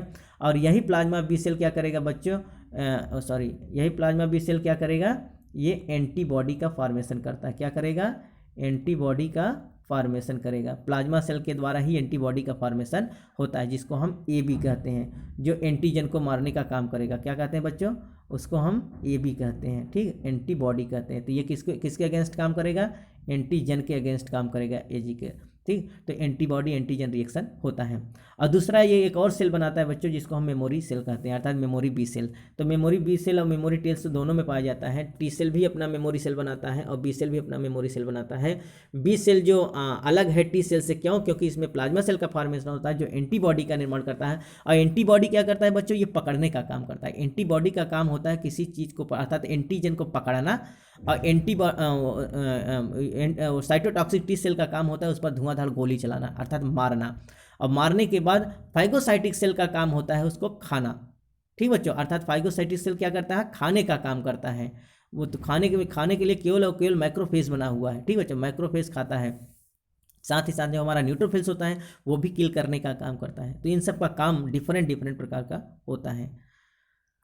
आइए बच्चों, अगर हम ये देखें तो यहाँ देखिए एंटीजन प्रेजेंटिंग सेल, जो कि यहाँ हमने इसके विषय में डिस्कस नहीं। ये देखिए अगला जो होता है बच्चों, ये क्या होता है, एंटीजन प्रेजेंटिंग सेल। क्या है बच्चों, तो एक तो लिम्फोसाइट्स था और दूसरा जो होता है वो एंटीजन प्रेजेंटिंग सेल होता है, जिसको हम APC कहते हैं, एंटीजन प्रेजेंटिंग सेल। तो ये जो एंटीजन प्रेजेंटिंग सेल होता है, ये क्या करता है, process and present antigen to lymphocytes. क्या करता है ये, अर्थात किसी एंटीजन, अर्थात कोई जब कोई पैथोजन, किसी प्रकार का कोई फॉरेन इन्वाइटर हमारे शरीर के अंदर आता है तो उसको वो मारता है। मारने के बाद उसको इंगल्फ कर डालता है, खा डालता है। खाने के बाद उसको प्रोसेस करता है, छोटे छोटे पार्ट में तोड़ डालता है। और तोड़ने के बाद चूँकि हमारे जो माइक्रोफेजेस होते हैं बच्चों, उनके अंदर एक क्या पाया जाता है, एक प्रोटीन पाया जाता है, जिसको हम क्या कहते हैं, मेजर हिस्टोकम्पेटिबिलिटी कॉम्प्लेक्स, जो एक प्रकार का एंटीजन है। हमारे मैंने बताया था प्रत्येक कोशिकाओं का एक एंटीजन होता है। तो मेजर हिस्टोकम्पेटिबिलिटी सेकंड इनके ऊपर पाया जाता है। उसी MHC सेकंड के ऊपर क्या करते हैं, इनके एंटीजन को वो लगा लेते हैं, और लगाने के बाद एक्सपोज करते हुए हमारे स्पेशल टास्क फोर्स के पास जाते हैं, जिसको हम क्या कहते हैं बच्चों, लिम्फोसाइट्स। तो वो TH सेल के पास जाते हैं, T हेल्पर सेल के पास, क्योंकि उसको रिकॉग्नाइज करने का काम कौन करता है, केवल TH सेल करता है। T हेल्पर सेल ही उसको रिकॉग्नाइज करेगा और फिर वो इन्फॉर्मेशन को किसी दूसरे को डिस्ट्रीब्यूट करने का काम करता है। तो इसमें कौन आते हैं बच्चों, माइक्रोफेजेस आते हैं, हालांकि और आते हैं, माइक्रोफेजेस आते हैं, डेंड्रिटिक सेल आता है और बी सेल्स भी आते हैं। तो कौन बच्चों, APC अर्थात एंटीजन प्रेजेंटिंग सेल में 3 आते हैं, कौन कौन, microphages, dendritic cell and B cells. जैसा कि यहाँ हम डिस्कस करने चल रहे हैं, यहाँ देखिए एंटीजन प्रेजेंटिंग सेल। तो ये क्या कहा गया है, the various antigen presenting cells are, 3 प्रकार के एंटीजन प्रेजेंटिंग सेल होते हैं। पहला होता है बच्चों microphages, monocytes as blood microphages and histocytes as the tissue microphages. हमने पिछले वीडियो में बात किया था कि जो माइक्रोफेजेस हैं बच्चों, वो जहाँ जहाँ रहते हैं सबका अलग अलग नाम हो जाता है। जब ये माइक्रोफेज हमारे ब्लड के अंदर होता है तो उसको हम मोनोसाइट्स कहते हैं, और जब ये माइक्रोफेज हमारे टिश्यू के अंदर चला जाता है तो इसको हम क्या कहते हैं बच्चों, हिस्टोसाइट्स कहते हैं। तो माइक्रोफेजेस क्या होते हैं बच्चों, ये क्या करते हैं, एंटीजन प्रेजेंटिंग सेल के रूप में काम करते हैं, जो क्या करते हैं, किसी एंटीजन को, किसी फॉरेन पैथोजन को मारेंगे, मारने के बाद उसको डाइजेस्ट करेंगे, अर्थात प्रोसेसिंग करेंगे, और फिर उसको क्या करेंगे बच्चों, एक्सपोज करेंगे, शो करेंगे, ले जाकर दिखाएंगे हमारे स्पेशल टास्क फोर्स के रूप में TH सेल को, T हेल्पर सेल को। और इसमें क्या बताते हैं, एंटीजन प्रेजेंटिंग सेल में बी लिम्फोसाइट्स का भी नाम आता है, और साथ ही साथ डेंड्रिटिक सेल आता है बच्चों। तो डेंड्रिटिक सेल कहाँ पाया जाता है, हमारे स्किन का जो एपिडर्मिस होता है बच्चों, अर्थात वहाँ लैंगरहैंस सेल होते हैं, और लैंगरहैंस सेल में डेंड्रिटिक सेल पाया जाता है। ये भी वही काम करेगा जो माइक्रोफेजेस करता है, अर्थात किसी भी क्या करता है, पैथोजन को मारेगा, मारने के बाद उसके एंटीजन को ले जाएगा और एक्सपोज करेगा, ठीक बच्चों। ये भी अपने बॉडी सर्फेस के ऊपर लगा लेता है, अपने मेजर हिस्टोकम्पेटिबिलिटी कॉम्प्लेक्स के साथ जोड़ लेता है, और फिर वो ले जाकर दिखाता है। बच्चों आप इसको ध्यान देंगे कि अपना अपना भी एक एंटीजन लेके जाता है। मेजर हिस्टोकम्पैटिबिलिटी कॉम्प्लेक्स इसलिए लेके जाता है कि ये इसका आइडेंटिटी होता है, हमारी कोशिकाएं ये पहचान ले कि ये अपना आदमी है, और साथ ही साथ उसके एंटीजन को इसलिए ले जाते हैं कि एक्सपोज कराने के लिए, ये देखिए कोई बाहरी आदमी है कि नहीं, बाहरी कोई इन्वाइडर है कि नहीं। तो अपना भी सुरक्षा करते हैं, साथ ही साथ उसका कोई रॉ मटेरियल भी ले जाकर वहाँ क्या करते हैं बच्चों, वो एक्सपोज करते हैं, वो दिखाते हैं फॉर द रिकॉग्निशन के लिए, पहचानवाने के लिए। तो हमारे 3 प्रकार के एंटीजन प्रेजेंटिंग सेल होते हैं। कौन कौन? जो क्या कहते हैं बच्चों, ये हमारे क्या कहलाते हैं, जैसे कि मैंने बताया, ये हमारे वो होते हैं, क्या कहते हैं, खबरी होते हैं, हमारे सूचनाओं को पहुंचाते हैं। तो कौन कौन है?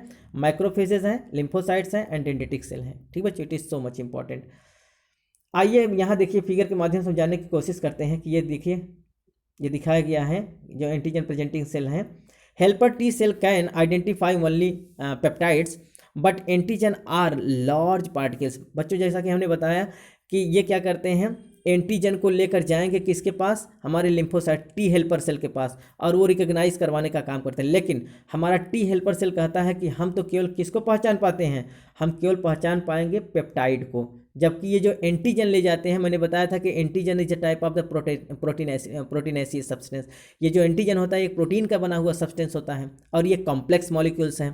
तो ये कॉम्प्लेक्स मॉलिक्यूल्स के रूप में हमारे जो टी हेल्पर सेल हैं वो रिकॉग्नाइज नहीं कर पाते हैं। तो वो हेल्पर सेल को, सॉरी, माइक्रोफेज को कहते हैं कि सबसे पहले तुम क्या करो, इसको छोटे छोटे पार्ट में तोड़ो, और फिर जब वो पॉलीपेप्टाइड बन जाएगा तब हम उसको रिकॉग्नाइज कर पाएंगे कि ये फॉरेन इन्वाइडर है कि नहीं। तो हमारा माइक्रोफेज बोलता है कि ठीक है, ये काम हम तुम्हारा आसान कर दे रहे हैं। अर्थात उसको क्या करेगा बच्चों, अब देखिए ये है, ये कोई पैथोजन है, पैथोजन को क्या करेगा, इंगल्फ करेगा, कौन, माइक्रोफेज। और इंगल्फ करने के बाद यहाँ देखिए इसके अंदर क्या पाया जाता है, लाइसोसोम पाया जाता है। लाइसोसोम क्या करेगा, एक अपना बड़ा रूप बनाता है, और उसको हम कहते हैं, क्या कहते हैं, फाइगोसोम्स। क्या कहते हैं बच्चों, फाइगोलाइसोसोम। अर्थात ये लाइसोसोम अपना विशाल रूप ले लेता है, बड़ा रूप ले लेता है, उसको हम फाइगोलाइसोसोम्स कहते हैं। और ये क्या करेगा बच्चों, पूरे पैथोजन को क्या करेगा, डाइजेस्ट कर डालेगा, और डाइजेस्ट करने के बाद इसको छोटे छोटे फ्रेगमेंट में तोड़ डालेगा। तोड़ने के बाद इसके बॉडी सरफेस पे जो एंटीजन पाया जाता है बच्चों, उस एंटीजन को निकालेगा, और अपना देखिए, जैसे कि मैंने बताया कि हमारे माइक्रोफेज के अंदर भी एक प्रोटीन होता है जिसका नाम होता है मेजर हिस्टोकम्पैटिबिलिटी कॉम्प्लेक्स। ये अपना खुद के आइडेंटिफिकेशन के लिए होता है कि हमको ये पहचाने कि हम अपने ही भारत के निवासी हैं, हम अपने ही सेल के रूप में हैं, हमको पहचानिए, अर्थात हमको क्षति न पहुंचाइए। तो ये अपना एक यूनिक आइडेंटिटी लेके बैठा हुआ है जिसका नाम है मेजर हिस्टोकम्पैटिबिलिटी कॉम्प्लेक्स, और हमारे सभी कोशिकाओं के पास ये चीज़ होता है।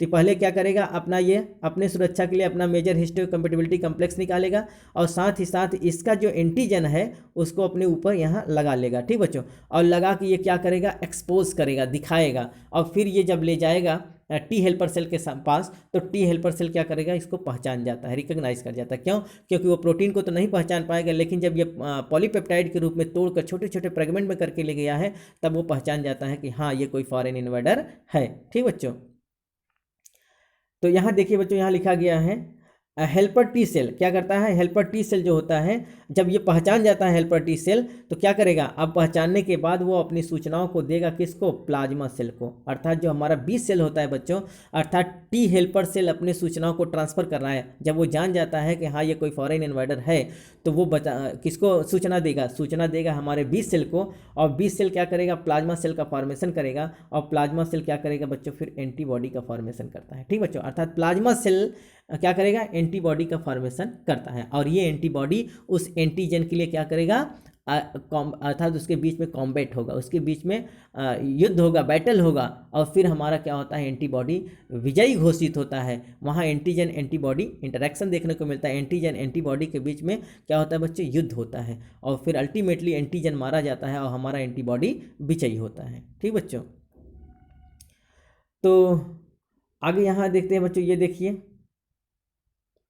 Antigen present, these engulf antigen. अब देखिए क्या होगा, these engulf antigen and these engulf antigen and break antigen protein into the peptides. अर्थात ये क्या करेगा, जैसा कि हमने बताया कि जो हमारा माइक्रोफेज होता है वो एंटीजन को क्या करेगा, इंगल्फ कर डालेगा, और इंगल्फ करने के बाद उसको छोटे छोटे क्या करेगा, पॉलीपेप्टाइड्स में तोड़ डालेगा। अर्थात प्रोटीन को किस में कन्वर्ट करेगा, वो पॉलीपेप्टाइड्स में। फिर क्या करेगा, these polypeptides now come out on the surface of the antigen presenting cell. अब ये जो पेप्टाइड है, अर्थात वो उसका वो एक टॉक्सिन मटेरियल है, एक एंटीजन के रूप में है, वो क्या करेगा, हमारा जो एंटीजन प्रेजेंटिंग सेल है अर्थात माइक्रोफेजेस के ऊपर आ जाएगा, जाएगा और वो किसके ऊपर लग जाएगा, अर्थात उसका मेजर हिस्टोकम्पैटिबिलिटी कॉम्प्लेक्स के ऊपर उसको लगा लेता है। These send to co-stimulation signal that is necessary for helper T cell activation। ये क्या करेगा बच्चों, और जब ये अपना लगा लेता है मेजर हिस्टोकम्पैटिबिलिटी कॉम्प्लेक्स के साथ एंटीजन को लगा लेता है, तो वो जाता है एक्सपोज करता है टी हेल्पर सेल के पास, और टी हेल्पर सेल अपना काम करता है, वो क्या करेगा, सूचनाओं को बी सेल्स के पास पहुंचाएगा और बी सेल क्या करेगा, एंटीबॉडी का फॉर्मेशन शुरू करता है। ठीक बच्चों, it is so much important. अब देखिए बच्चों, एक इंपॉर्टेंट चीज़ ये है कि why B and T cells are named so. हम इसको बी सेल और टी सेल किस रूप से कहते हैं, क्यों इसका नाम बी सेल पड़ा है, क्यों इसका नाम टी सेल पड़ा है, अर्थात बी लिम्फोसाइट्स और टी लिम्फोसाइट्स नाम पड़ने का क्या कारण है। तो यहाँ हम बात करते हैं बच्चों टी सेल के विषय में। सबसे पहले T derive from the thymus where these cells mature. ये देखिए बच्चों, ये देखिए हमारे हार्ट के बगल में, लेटरल साइड में, हमारे हार्ट के जस्ट बगल में ही थाइमस ग्लैंड होता है। और ये थाइमस ग्लैंड क्या होता है बच्चों, हमारा प्राइमरी लिम्फॉइड आर्गन कहलाता है। हमारे प्राइमरी लिम्फॉइड आर्गन कौन होते हैं बच्चों, जो सबसे पहले, जो हमारे लिम्फेटिक सिस्टम, जो सबसे पहला ट्रेनिंग सेंटर है, उसको हम क्या कहते हैं बच्चों, प्राइमरी लिम्फॉइड आर्गन। तो हमारा जो बोन मैरो होता है और थाइमस ग्लैंड, ये दोनों क्या होते हैं, प्राइमरी लिम्फॉइड आर्गन होते हैं। और इसके बाद जो हमारा लीवर में जाता है, स्प्लीन में जाता है, या फिर inner lining of the GIT, जहाँ जहाँ ये चले जाएंगे, लिम्फ नोड में जाएंगे, तो ये सब क्या कहलाते हैं बच्चों, ये सेकेंडरी लिम्फॉइड आर्गन कहलाते हैं। लेकिन प्राइमरी लिम्फॉइड आर्गन क्या होते हैं, जहाँ हमारे लिम्फेटिक सिस्टम का फॉर्मेशन होता है, जहाँ हमारे इम्यून सेल्स का फॉर्मेशन होता है, वो दो ही होते हैं, एक बोन मैरो होता है, एक थाइमस। तो बोन मैरो थाइमस क्या होते हैं, प्राइमरी लिम्फॉइड आर्गन होते हैं। और फिर यहाँ से बने हुए जो इम्यून सेल्स सब जगह चले जाते हैं, वो जहाँ जाकर स्टे करेंगे, उसको हम सेकेंडरी लिम्फॉइड आर्गन कहते हैं।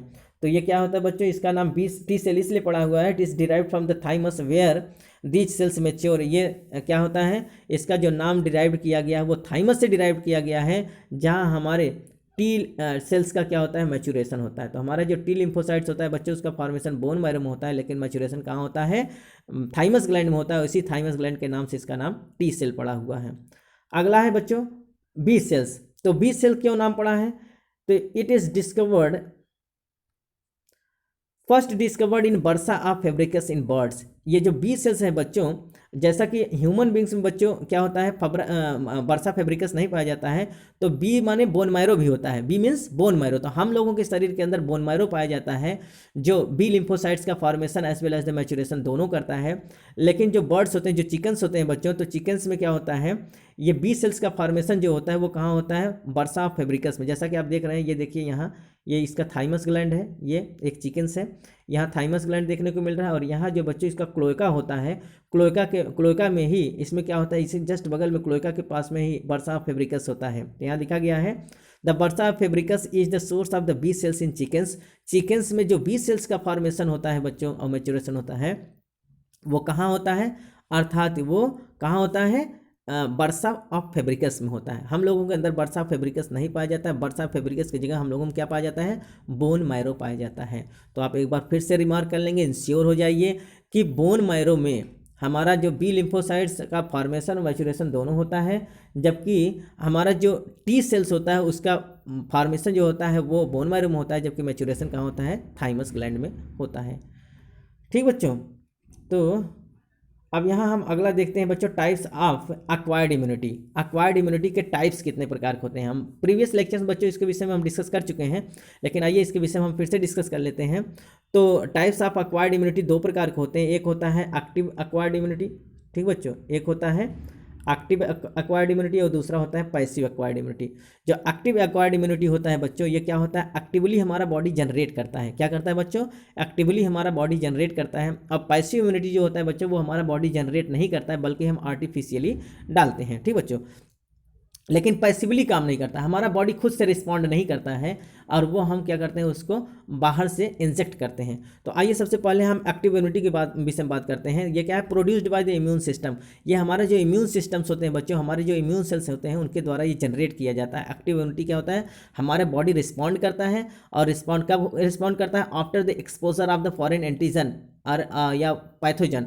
जब कोई फॉरेन पैथोजन हमारे बॉडी के अंदर इनकॉर्पोरेट करता है, तो तब क्या करता है बच्चों, हमारा बॉडी रिस्पॉन्ड करता है, हमारा इम्यून सेल्स रिस्पॉन्ड करता है और फिर एक्टिव इम्यूनिटी को जनरेट करता है। तो आइए सबसे पहले हम जानते हैं ये दो प्रकार का होता है, एक नेचुरल एक्टिव इम्यूनिटी होता है, दूसरा आर्टिफिशियल एक्टिव इम्यूनिटी होता है। तो नेचुरल एक्टिव इम्यूनिटी किसको कहते हैं? Immune response generated against the pathogen, अर्थात हमारे शरीर के अंदर जब कोई पैथोजन इनकॉर्पोरेट कर जाता है तो आफ्टर एक्सपोजर, जब हमारा बॉडी इनकाउंटर हो जाए, हमारा कोई पैथोजन हमारे बॉडी के अंदर इनकाउंटर होता है बच्चों, तो पहला हमारा क्या होता है, फर्स्ट प्राइमरी रिस्पांस अर्थात प्राइमरी इम्यून रिस्पांस जनरेट होता है और वो क्या करता है, उसके लिए एक स्ट्रेटजी तैयार करता है और उसके लिए एंटीबॉडी बना के रख लेता है। ठीक बच्चों, तो इस प्रकार का जो इम्यूनिटी होता है उसको हम क्या कहते हैं, एक्टिव नेचुरल इम्यूनिटी कहते हैं। क्या कहते हैं बच्चों? Active natural immunity. ये क्या है, अगर इसका उदाहरण के रूप में हम देखें तो जो चिकन पॉक्स होता है, ठीक बच्चों, चिकन जो स्मॉल पॉक्स होता है, चिकन पॉक्स होता है, तो ये सब जब एक बार हमारे शरीर के अंदर ये वायरस हमारे शरीर के अंदर आ जाते हैं तो उसके अगेंस्ट हमारा इम्यून सिस्टम रिस्पॉन्ड करता है और उनको मार डालता है। मारने के बाद उनका एक फिगर स्केच करके रख लेता है, फिर अगर फ्यूचर वो हमारे शरीर के अंदर आता है तो वो क्या कर दिया जाता है, तो मारा जाता है। तो इस प्रकार की जो इम्यूनिटी जनरेट होता है उसको हम क्या कहते हैं, नेचुरल एक्टिव इम्यूनिटी कहते हैं। अगर ये हम आर्टिफिशियल इम्यूनिटी की बात करें तो ये क्या होता है बच्चों, ये इसमें क्या होता है कि ये वैक्सीनेशन, जो वैक्सीनेशन कराया जाता है वो एक प्रकार का आर्टिफिशियल एक्टिव इम्यूनिटी होता है। अर्थात इसमें क्या होता है, कोई किसी पैथोजन का डेड बॉडी अर्थात मरा हुआ डेड बॉडी या उसका एंटीजन उसको डिसआर्म कर दिया जाता है, अर्थात उसका जो बीमारी काज करने वाला जो नेचर है उसको क्या कर दिया जाता है, डिसआर्म कर दिया जाता है। उसका डीएनए आरएनए अर्थात डिसआर्म्ड रूप में हम क्या करते हैं, अपने बॉडी के अंदर इंजेक्ट करा देते हैं। और जब हमारे बॉडी के अंदर उसके डेड ऑर्गेनिज्म को हम इंजेक्ट करते हैं बच्चों, तो हमारी कोशिकाएं क्या करते हैं, हमारी इम्यून सेल्स ये नहीं पहचानती है कि मरा हुआ है कि जिंदा है, वो उसके अगेंस्ट अपना क्या करेंगे, वो रिस्पॉन्ड करेंगे और अपना रिस्पॉन्सेस शुरू करेंगे और उसके प्रति क्या करेंगे, एंटीबॉडी बना के रख लेते हैं। उसके प्रति क्या करेंगे, एंटीडोट अपना बना लेंगे और बनाने के बाद वो रख लेते हैं। तो फिर इस बार तो हमने डेड बॉडी डाला, अब बाय द वे फ्यूचर अगर वो वायरस या बैक्टीरिया व एंटीजन हमारे शरीर के अंदर एंट्री करता है तो उसके लिए पहले से वो क्या करते हैं, एंटीबॉडी बना के तैयार रखते हैं और उस पर क्या करते हैं, एक्शन कर जाते हैं और उसको मार गिराते हैं। तो यहाँ हम क्या करते हैं बच्चों, वैक्सीनेशन जो होता है बच्चों, वैक्सीन जो तैयार किया जाता है, तो जिस चीज़ का, जैसे हम कोरोना का वैक्सीन तैयार करें तो कोरोना का डेड बॉडी हम अपने शरीर के अंदर एंट्री करा देंगे और क्या करेगा, जब उसके प्रति हमारा बॉडी रिस्पॉन्ड कर जाएगा, उसके प्रति एक एंटीबॉडी बना के रख लेता है, फिर बाय द वे कभी लाइफ में कोरोना का वायरस हमारे शरीर के अंदर अगर एंट्री करेगा जीवित रूप में, लाइव स्टेज में, तो वो मारा जाएगा। क्यों? क्योंकि उसके लिए हमारे बॉडी रिस्पॉन्ड कर चुका है और उसके लिए दवा बना चुका है। ठीक बच्चों, तो इसको हम क्या कहेंगे, आर्टिफिशियल एक्टिव इम्यूनिटी कहते हैं। तो vaccination is the example of the artificial active immunity, जो हम वैक्सीनेशन तैयार करते हैं। आइए यहीं अगर हम पैसिव इम्यूनिटी की बात करें तो no role of immune system, अर्थात पैसिव इम्यूनिटी हमारे इम्यून सिस्टम का कोई काम नहीं होता है, अर्थात इम्यून सिस्टम इसमें कुछ काम नहीं करेगा, हमारा इम्यून सिस्टम इसमें रिस्पॉन्ड ही नहीं करेगा। हम बाहर से एंटीबॉडी के रूप में इंजेक्ट करेंगे, अर्थात खुद मटेरियल। तो जो हमारा एक्टिव इम्यूनिटी होता है बच्चों, it is as like the factory, ये एक फैक्ट्री है। जो किसी प्रोडक्ट को आपको बनाना है तो फैक्ट्री में आप तैयार कर लीजिए, जब जरूरत पड़े तब बन जाएगा। लेकिन जो पैसिव इम्यूनिटी है ये फैक्ट्री नहीं है, ये फैक्ट्री में तैयार एक प्रिपेयर्ड क्या है, प्रोडक्ट है। अर्थात प्रिपेयर्ड कोई सामान, कोई प्रोडक्ट जो प्रिपेयर्ड रूप से आप बनाएंगे और फिर जब उसका यूज कर लेंगे तो वो प्रोडक्ट क्या हो गया, खत्म हो गया। अब फिर दोबारा अगर आपको फिर यूज करना होगा तो फिर प्रोडक्ट खरीदना पड़ेगा। ठीक उसी प्रकार से जो पैसिव इम्यूनिटी होता है बच्चों, it is only a type of the product, ये एक प्रकार का फैक्ट्री का प्रोडक्ट है। जबकि हमारा एक्टिव इम्यूनिटी क्या होता है, हमारा फैक्ट्री होता है।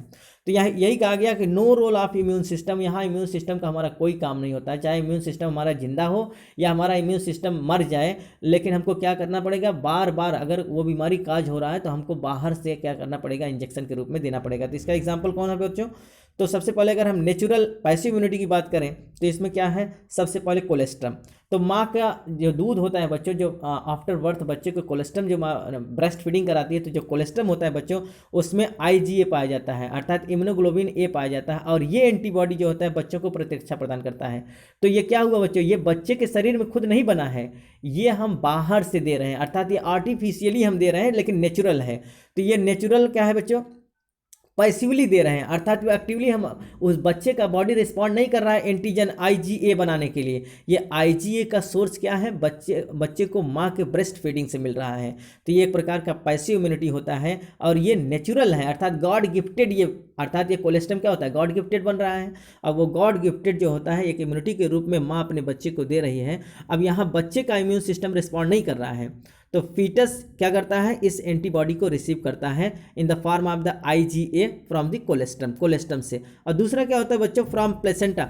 जो मदर का प्लेसेंटा होता है बच्चों, प्लेसेंटा से भी बच्चे को क्या मिलता है, आईजीजी मिलता है। क्या मिलता है बच्चों, आईजीजी। और ये बच्चे को प्रोटेक्शन देता है, अर्थात एक एंटीबॉडी के रूप में काम करता है, किसी भी फॉरेन इन्वाइडर को मारने में सफल होता है। अर्थात ये भी बच्चे का खुद का इम्यूनिटी नहीं है, ये माँ के प्लेसेंटा से बच्चे को मिल रहा है। तो it is a type of the natural passive immunity. अगर यही हम दूसरा बात करें आर्टिफिशियल पैसिव इम्यूनिटी की बात करें बच्चों, तो आर्टिफिशियल पैसिव इम्यूनिटी में कौन आता है, यहाँ देखिए आर्टिफिशियल पैसिव इम्यूनिटी में क्या आता है, यहाँ आता है जो हम एंटीबॉडी के रूप में बनाकर तैयार करते।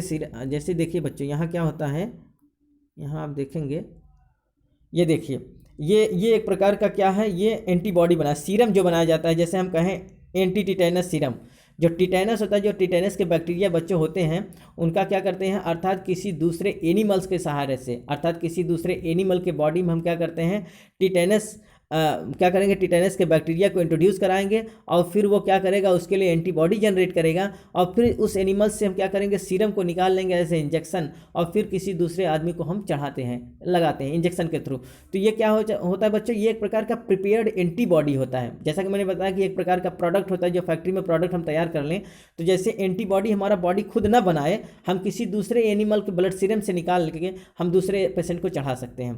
तो एंटी टिटेनस सीरम हो गया, साथ ही साथ जो होता है बच्चों एंटी डिप्थेरिया सीरम हो गया, या फिर एंटीवेनम जो होता है, एंटीवेनम जो होता है, एंटीवेनम क्या होता है बच्चों, जो कुत्ता काटने के बाद हम लोग क्या एंटीवेनम का जो सर्प काटने के बाद एंटीवेनम इंजेक्शन दिया जाता है बच्चों। तो एंटीवेनम इंजेक्शन किससे तैयार किया जाता है, इम्यूनाइज्ड हार्ट से। एक घोड़े को क्या करते हैं, सर्प से कटाते हैं, सर्प को कटाने के बाद जब वो सर्प के पॉइजन अर्थात उसके एंटीजन के अगेंस्ट एंटीबॉडी बना लेता है अपने बॉडी के अंदर, तो उसके ब्लड से सीरम को हम क्या करते हैं, निकाल लेते हैं, और निकालने के बाद उसको कलेक्ट करके रख लेते हैं। फिर किसी आदमी को सर्प काटता है तो उसको हम चढ़ाते हैं। तो क्या चढ़ाते हैं, वो सीधे एंटीबॉडी हम चढ़ा रहे हैं, अर्थात उस पेशेंट का एंटीजन। अब अगर हमको ये देखना है बच्चों को, उसके लिए हम अगर इंतज़ार करें कि किसी आदमी को सर्प काटा है, अब उसका बॉडी रिस्पॉन्ड करे, जब तक एंटीबॉडी बनाएगा तब तक तो मर जाएगा।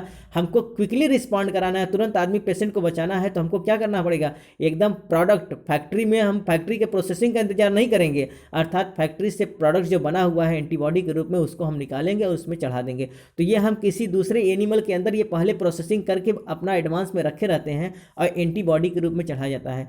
ठीक उसी प्रकार से एंटी रेबीज इंजेक्शन होता है, जो कुत्ता काटने के बाद उसको हम क्या करते हैं, किसी बंदर को क्या करते हैं, कुत्ता कटाते हैं, कुत्ता कटाने के बाद जो उसका रेबीज का जो एंटीजन है बच्चों, वो क्या करता है, प्रोसेसिंग करता है, हमारा एंटीबॉडी रिस्पांस करता है उसके अगेंस्ट।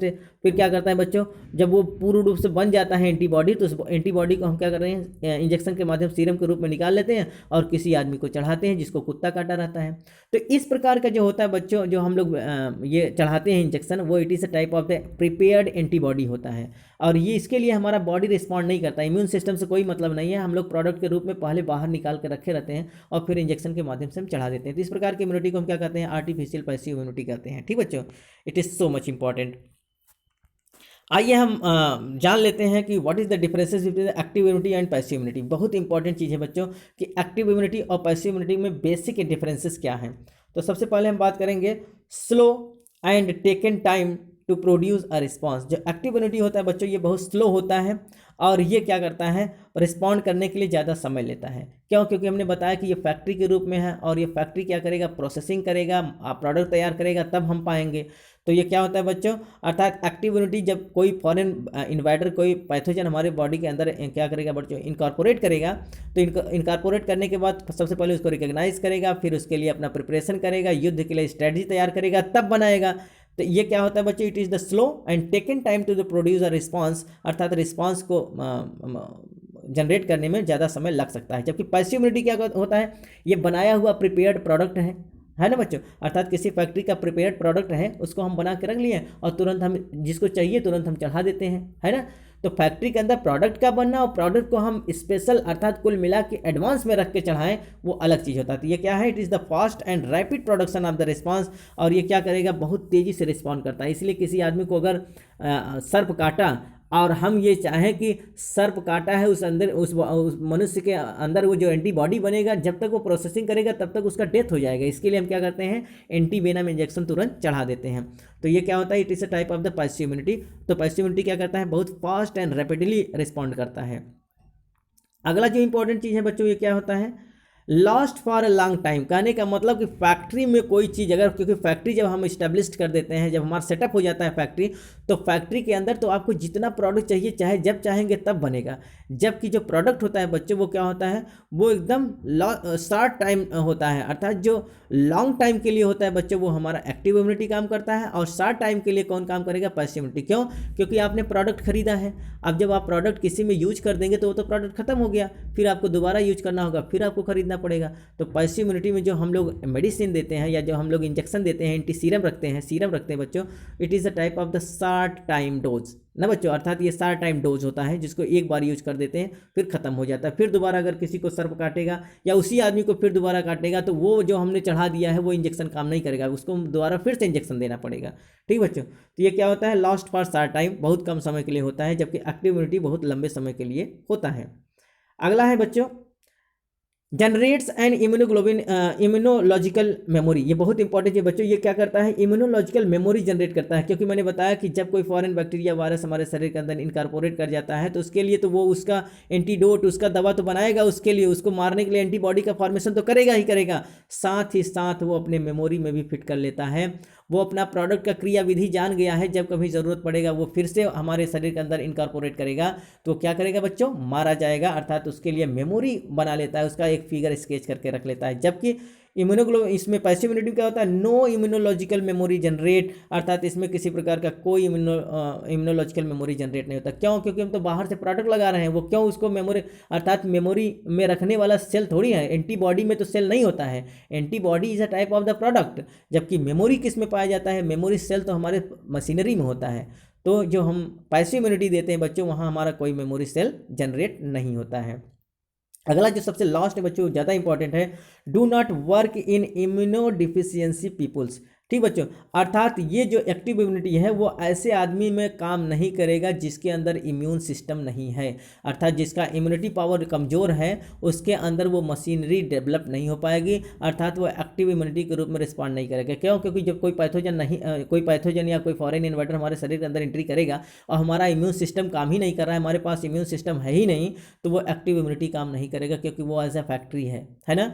जबकि यहाँ अगर हम बात करें work even immunodeficiency peoples, अर्थात यहाँ क्योंकि जब यहाँ बनाना ही नहीं है, फैक्ट्री का कोई काम है, सीधे प्रोडक्ट लेना है, तो यहाँ किसी प्रकार का इम्यून सिस्टम होना कोई ज़रूरी नहीं होता है। तो work even in immunodeficient peoples, अर्थात पैसिव इम्यूनिटी, यहाँ तक कि जिसके पास इम्यूनिटी नहीं रहता है, इम्यून डिफिशियंसी होता है, वहाँ भी ये हमारा काम करेगा। कौन? पैसिव इम्यूनिटी उसके शरीर के अंदर भी काम करेगा। जिसका इम्यून सिस्टम एकदम से डैमेज हो जाता है, जिसके पास इम्यूनिटी है ही नहीं, उसको हम क्या करते हैं बच्चों, फॉरेन, अर्थात कुल मिला के मतलब बाहर से हम ऐसा क्या करते हैं, उसको एक विकल्प के रूप में, ऑप्शन के रूप में हम बाहर से इंजेक्शन देते रहते हैं। ठीक बच्चों, it is the basic differences between the active immunity and the passive immunity. ठीक बच्चों, तो आज बच्चों हम लोगों ने एक्वायर्ड इम्यूनिटी के विषय में बहुत डीपली डिस्कस किया है, बहुत अच्छे से जान लिया है। अब नेक्स्ट वीडियोस में बच्चों हम बात करेंगे सेल मेडिएटेड इम्यूनिटी। जैसा कि हमने बात किया था, एक होता है सेल मेडिएटेड इम्यूनिटी और दूसरा होता है एंटीबॉडी मेडिएटेड इम्यूनिटी। तो CMI और AMI के विषय में बच्चों हम नेक्स्ट वीडियो में बात करेंगे, जो अगला हमारा वीडियो सेगमेंट तैयार होगा बच्चों। उम्मीद है कि आज का वीडियो बच्चों आपको बहुत अच्छे से समझ में आया होगा। अगर बच्चों वीडियो आपको बहुत अच्छे से समझ में आए तो ज़्यादा से ज़्यादा हमारे चैनल को सब्सक्राइब करें, लाइक करें, अपने यार दोस्तों में भी शेयर करें, जिससे उनकी भी तैयारी सुचारू रूप से चल सके। अगर बच्चों किसी प्रकार का कोई प्रॉब्लम हो, अगर आपको समझने में कोई प्रॉब्लम हो रहा है या नेक्स्ट वीडियो आप चाहते हैं, तो हमारे कमेंट बॉक्स में जाकर वहाँ टाइप करें। और सूचनाओं को बच्चों हम जरूर पढ़ते रहते हैं और आपके समस्या का समाधान हम 100% सॉल्व करने की कोशिश करते हैं।